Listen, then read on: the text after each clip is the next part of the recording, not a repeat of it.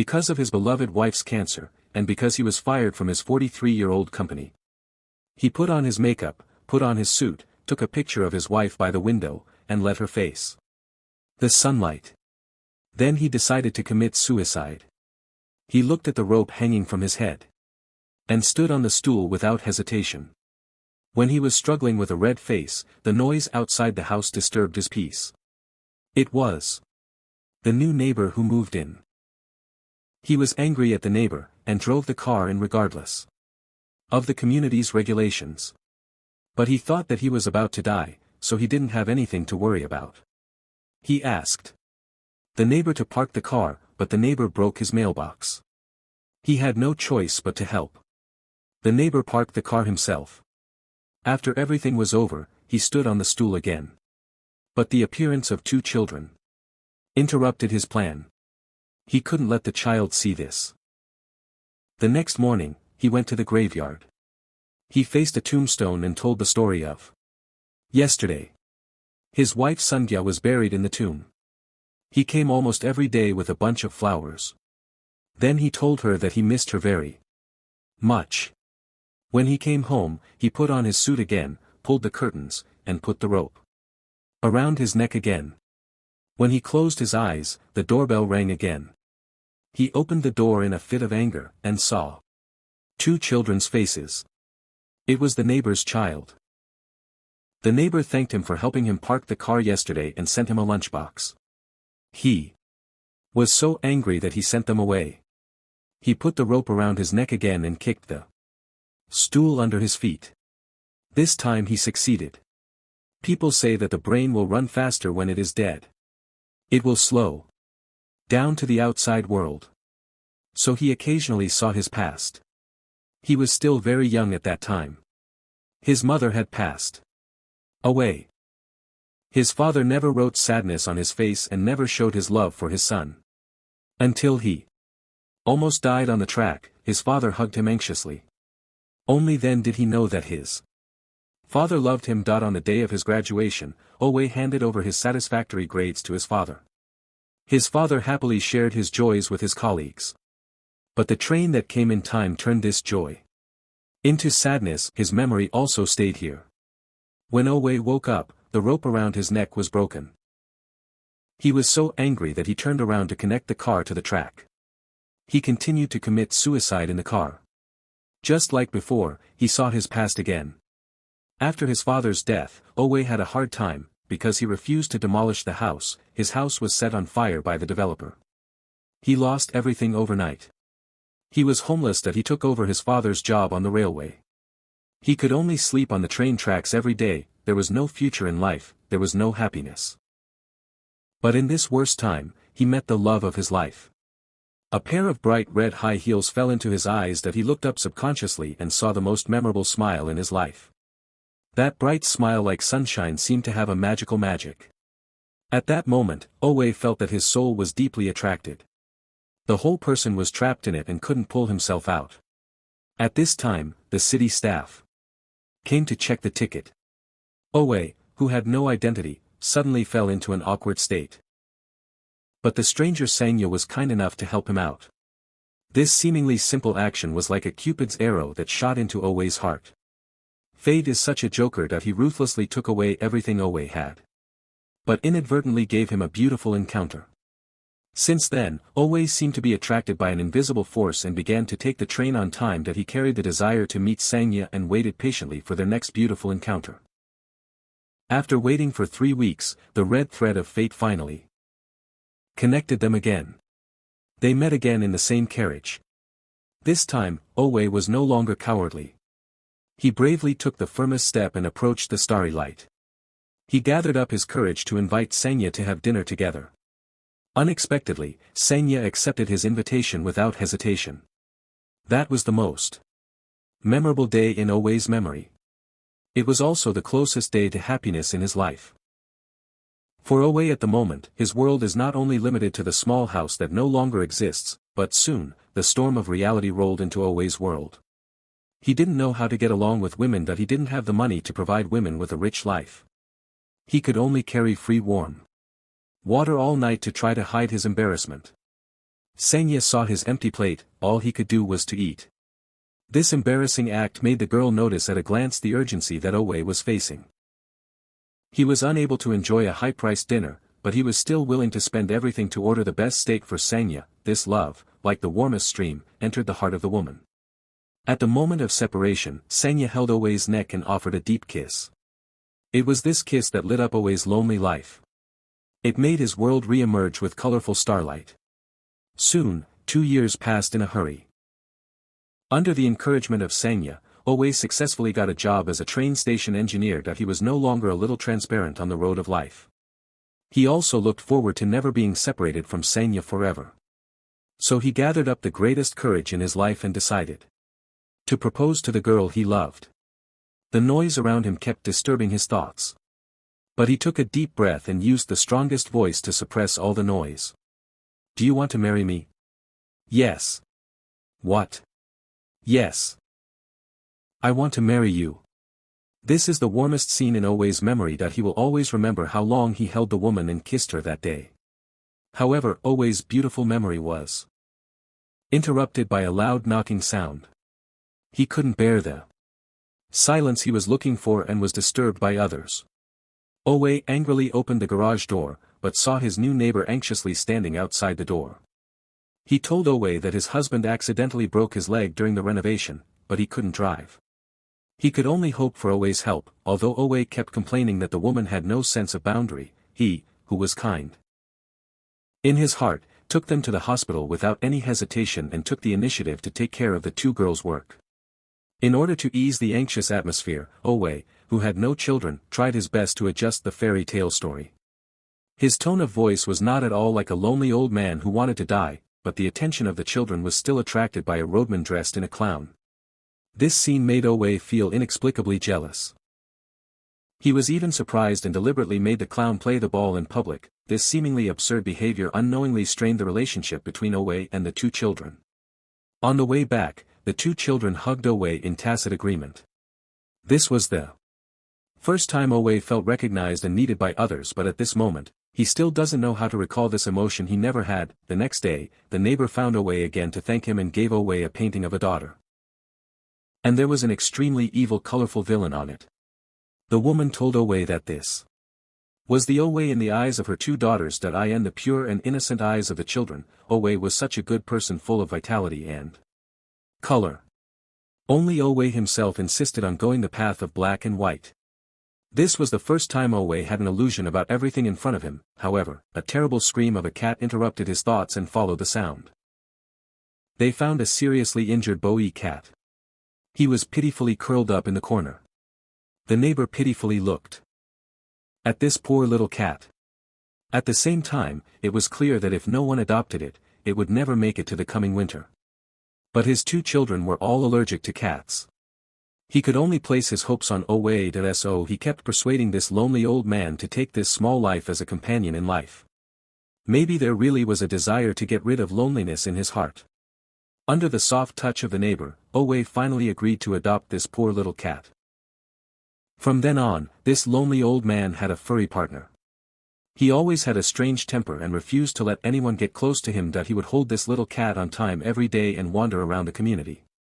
He would even bring it to his wife's tombstone.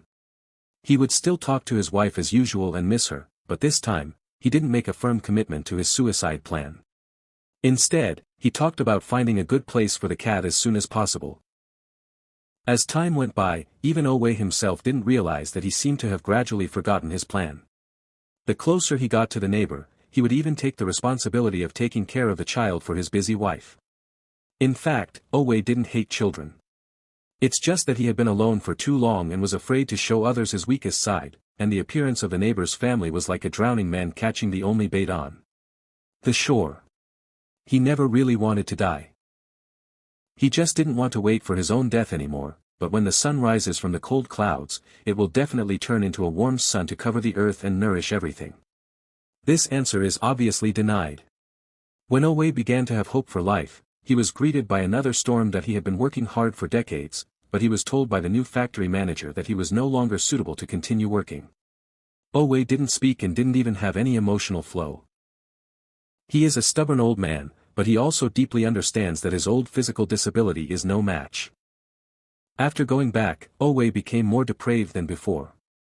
He lost the only place where he could show his value in life.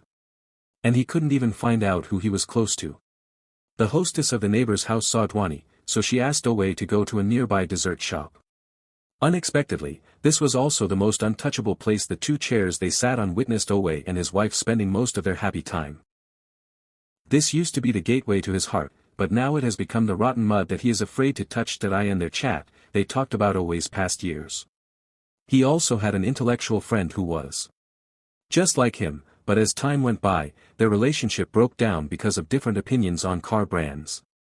The two stubborn old men made a promise that they would never meet again in this life. And this has become the biggest regret in Owe's life. On the way home, the neighbor asked about Owe's wife, but was rejected by Owe. The neighbor advised him to put it behind and forget Sonya, but Owe was angry and told him not to mention it again. Because in Owe's eyes, only Sonya is the target of his life. If he can't put it down, he won't dare to put it down. There was no before Sonya, and there is no after. At this moment, the neighbor finally understood why Owe was so stubborn. When Owe came home at night, he was in endless loneliness again, although he now has a kitten, but since his wife passed away, this lonely tearing pain is like a knife stuck deep in his heart. This wound can't be healed by surgery. It will even get deeper and deeper, as the brain's thoughts keep emptying. His eyes were focused on the pendant hanging in the center of the ceiling. A feeling of wanting to meet his wife even more rushed into his brain again. After comforting the kitten, he took out the shotgun from the attic and turned up the volume of the radio. He used the pre-made plastic film to block the rocks around. This time, he was determined to die and pointed the gun at his head. But the sound of the gun again disturbed his thoughts. He pushed the door open angrily again, but found that the students who disturbed him were his wife's students. They were in trouble, hoping to stay overnight at the teacher's house. Owe was worried that they would ruin his plan, so he instinctively refused. But the students said he would never disobey them. This sentence opened the window of Owe's heart. For a moment, he seemed to feel that he was committing suicide again and again. There was a pair of invisible hands blocking him from meeting his wife. And those hands were his wife Sonya, whom he had been waiting to reunite with. Maybe it was out of gratitude for Owe. The two boys got up early and prepared breakfast for him, and accompanied Owe, the lonely old man, to activities in the town. As they got to know each other, they gradually became old friends. From the bottom of their hearts, this slightly soothed Owe's unbearable time and emotional scars. The next day, the old man who used to tease Owe's wife in front of the new neighbor came over. He begged Owe to help repair the water pipe in the house. It turned out that she was Owe's best friend's wife. But now, the ambitious young man has been paralyzed by the strong wind on the wheelchair and can't even take care of himself. Looking at his former best friend, Owe's heart aches as if there was a knife in his foot. Although there was an irreparable gap between them, in the face of the real storm, Owe only hoped that his old friend could overcome the difficulties and rise up. Before his friend collapsed, Owe took over his body. From the past to the present, this is the first time he bowed his head and apologized to anyone other than his wife. But maybe it's also destined to be the last time. However, when Owe was about to leave, his paralyzed friends suddenly grabbed him. At this moment, the two of them didn't want to talk to each other, but they wrote the words of resentment and regret in their eyes. After going back, Owe came to his wife's tombstone alone and told her everything that happened today. He was extremely stupid about his partiality. When Sonya was alive, he tried to persuade her more than once to let go of her obsession. A true friend is the most precious treasure in the world.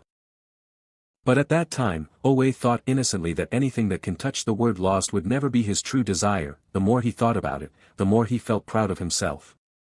In fact, it's just a funny synonym.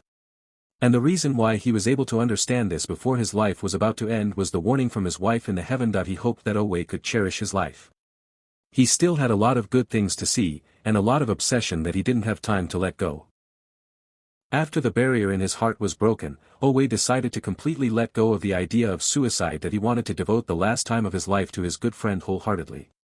He knew that for many years, he had been in a lawsuit with an insurance company that refused to pay.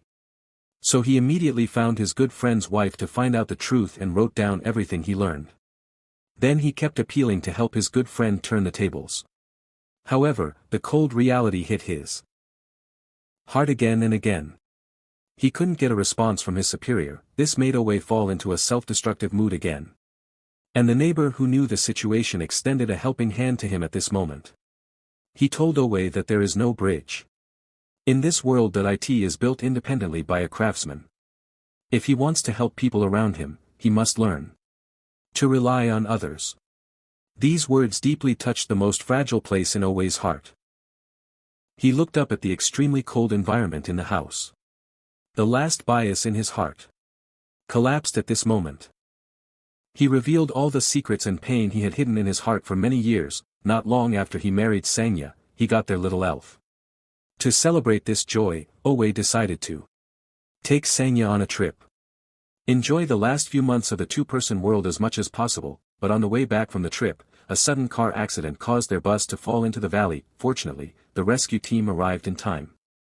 Sonya, who was seriously injured, survived. But they lost the unborn child forever. However, the tragic plot was just the beginning. Owe waited in front of the sickbed for a whole week, but he still couldn't wait for Sonya to wake up. The doctor told him that Sonya's head was severely hit, which caused a severe internal hemorrhage. He still had a chance to wake up, but it was only a possibility. At that moment Owe's world suddenly collapsed. He even began to suspect that his sang star was constantly whispering about the suffering around him. But fortunately, he didn't give up the hope that Sonya would wake up. Under his care, the miracle saved their little home for the first time. But unfortunately, he also lost his ability to walk forever. But in order to make his wife live a hard life, Owe turned sadness into strength and transformed every part of his little home into an advantageous appearance for Sonya's life. To some extent, Sonya, who was heartbroken, felt the power of love. Under Owe's care and encouragement, Sonya showed amazing willpower. During the time he was lying in bed, Sonya successfully got a teacher's license, and because of his willpower, he got the love of a university. In order to make his wife work conveniently every day, Owe spent a lot of time and energy to build an obstacle-free path for disabled people in the school. This is the way he expresses his love for his wife. It also shows his determination to face the difficulties with Sonya.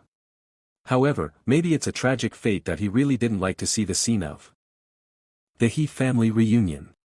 After fighting against the illness for 30 years, Sonya was found to have cancer. This time, the lucky goddess didn't show mercy to this poor couple anymore. And his departure also made Owe, who finally enjoyed happiness, fall into deep sadness and couldn't pull himself out. The emergence of these words finally made the neighbor next door understand the pain and helplessness that Owe was carrying. A lively person naturally has a positive attitude, but he has been engulfed by loneliness and darkness for too long. He has long been accustomed to the most cruel and painful torture. As for the light that is close to him, for him, it is a cheap sight to see. But fortunately, he has already dared to face these pains.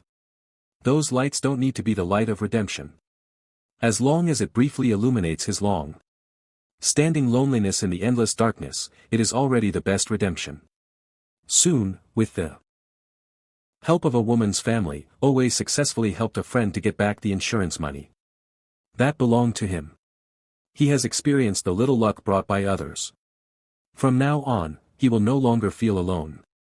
Because now, he is always surrounded by a group of sincere and kind friends. Not long after, a new life was born in the neighbor's home. And Owe, who embraces this new life, also feels a sense of meaning in this new face that is rising up. This feeling does not originate from oneself, nor will it reappear in loneliness. However, a good story is usually a new journey to life in pursuit of happiness. But the ending usually has a sour taste of lemon. In an ordinary and peaceful morning, Owe, who wakes up early every day, did not appear as usual.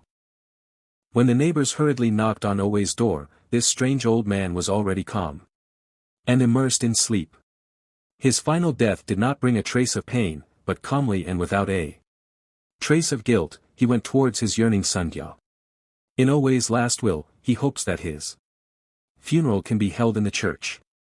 He does not need anyone to mourn, because leaving is a kind of happiness for him. However, on the day of the funeral, the church, which was supposed to be calm, unexpectedly sat idly by. His left neighbor and right neighbor, only Chinpeng, all rushed to participate in the last journey of his life. This life has been struggling in loneliness. The righteous and kind person who grew up alone was finally understood and remembered by people in the end. This is the warm sunshine through the church window, gently sprinkled on Owe's face, as if saying goodbye to his whole life. He slowly opened his eyes, and what he saw was still the red high heels at the deepest part of his memory. He slowly got up, looking at the figure that made him dizzy. When his wife reached out her finger, his tacit understanding seemed to return to the most beautiful pastime in his memory. At that moment, the flowing time seemed to solidify. Only their love ran wild in the long river of time.